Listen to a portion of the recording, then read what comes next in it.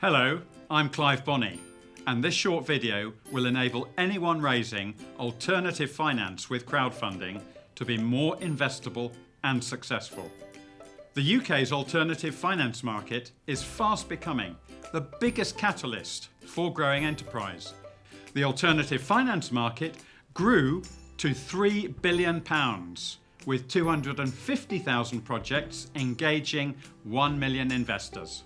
Small enterprises are raising from £100,000 to £1 million with no personal collateral assets and no onerous bank terms. £1 million to spend on your enterprise across 4 to 5 years for a one-off fee of just 5 to 8%, payable after the money is raised. We're talking poundland prices to raise capital for growing revenues and jobs. That's why last year equity share crowdfunding grew 295% and donation crowdfunding grew a massive 507%. That's the good news, but there is a downside. Over 90% of high potential enterprises fail in their bids to raise funds. So let's look at how you can avoid the downside. You can find lots of good advice in planning and delivering campaigns from online crowdfund platforms. I'll just highlight 3 key risks from personal experience which need addressing. First, the management team needs relevant skills and experience to develop and divest the enterprise. Startups often have nobody on a payroll, but by offering equity share, they can attract external advisors with proven track records. Here's my first caution. I conduct background personnel checks on team member CVs. I often find discrepancies in claimed roles and qualifications, and that's an immediate red card. So, make sure CV claims are squeaky clean.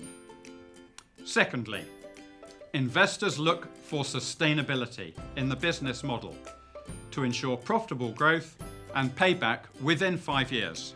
Most enterprises can create a high social impact. By applying responsible business standards, your campaign will win you more public support. These nationally recognised standards are also a passport to winning tenders in corporate and public sectors. My third and final ingredient is asset management. Donors need to know how you will spend their money. Private equity investors need to know what you actually own, especially your intellectual property. Too many fundraisers glibly state that their patent has been successfully submitted. But last year, just 17% of UK patent applications were successful.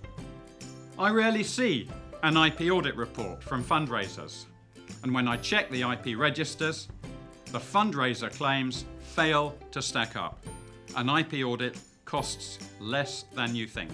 So, in summary, by investing a little more in due diligence before you go online, you can ensure your investability returns a great deal more.